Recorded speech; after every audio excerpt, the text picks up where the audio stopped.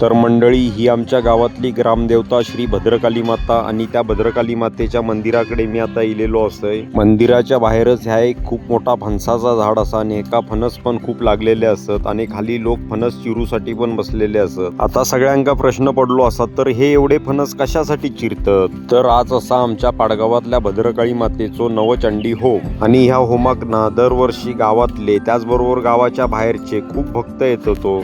येणाऱ्या सगळ्या भक्तांका दरवर्षी खूप मोठो महाप्रसाद असता।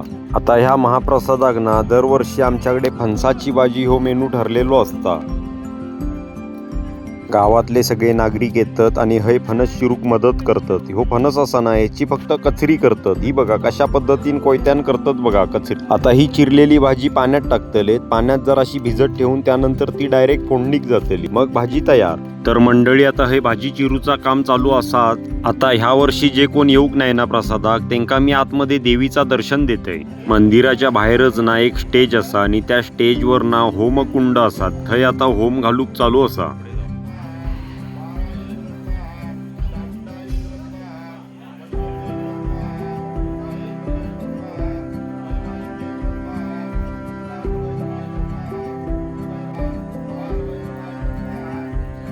आता मी मंदिराच्या हॉलमध्ये प्रवेश केलंय। आज सकाळी ना जरा मी शूटसाठी लवकर इलेले, त्यामुळे जास्त भक्त नव्हते। मंदिराच्या हॉलमधसूनच ना आतमध्ये गाभाऱ्यात जाऊ हैसूनच एंट्री असा। भद्रकाली मातेच्या मंदिरात जातानाच ना एक नंदी असा आणि त्या नंदीचा सगळ्यात पहिले सगळ्यांका दर्शन होतला। आता तुमका प्रश्न पडलो असा, तर नंदी हो महादेवाच्या देवळात असता आणि हो भद्रकाली मातेच्या मंदिरात कसो काय? तर तेका पण एक खूप मोठो इतिहास असा। मी कधीतरी तुमका तो इतिहास सांगतलय। मी नंदीचा दर्शन घेतलंय, त्यानंतर मंदिराच्या गाभाऱ्यात इलय। मंदिराच्या गाभाऱ्यात भक्त पण खूप होते, सगळ्यांचे नारळ ओटी भरूक पण चालू होती। मी पण मंदिरात येऊन दर्शन घेतलंय। मंदिरात दर्शन घेतलंय फक्त माझ्यासाठी नाही हो, तर तुमच्या सगळ्यांसाठी पण मी देवाकडे आशीर्वाद मागितलंय।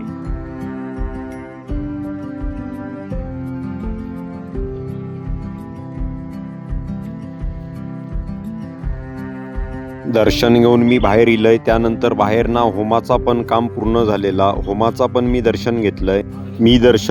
त्याचबरोबर इलेल्या सगळ्या भक्तांनी पण होमाचा दर्शन घेतल्याने माझा संपूर्ण दर्शन झाला। मी आता इलय जेवण चालू असा थंय। आमच्या गावात ना पूर्वीपासून एक परंपरा असा, ती म्हणजे जेवण ना सगळे गावातलेच आचारी करतलेत, बाहेरचे आचारी कोणी येऊचे नाहीत, गावातलेच लोक जेवण बनवतलेत। ही बघा मगाशी जे फणस चिरूक चालू होते ना, त्या फणसाची भाजी आता तयार होत असा। ती भाजी आता फोडणीक घातली, थोड्याच वेळात भाजी तयार होतली। आता हे बाजूक ना खीर पण तयार झालेली असा। पाडगावातल्या महाप्रसादाचा जेवण ना भद्रकाळीचा खूप चविष्ट जेवण हो, खूप चविष्ट जेवण। म्हणजे तुमका सांगते, फणसाची भाजी तर एवढी प्रसिद्ध असा ना प्रसादाची, लोक डबे भरून घेऊन जातात, एवढी लोकांका फणसाची भाजी आवडता। तशीच खीर पण, खिरीत ना दूध त्याचबरोबर तूप ह्या सगळा वापरून ड्रायफ्रूट पण वापरला जाता आणि ही खीर एवढी चविष्ट होता ना, तर लोकांनी एवढी आवडता, तर लोक जातानाही घराकडे घेऊन जातात प्रसाद म्हणून। मंडळी, प्रसादाचा जेवण तर सगळा तयार झालेला असा। आता देवळात ना नैवेद्य दाखवूक चालू असा, त्याचबरोबर आरती पण चालू झालेली असा। मी आता देवळात इलय, आरतीक आता सगळे लोक उभे राहिलेले असत।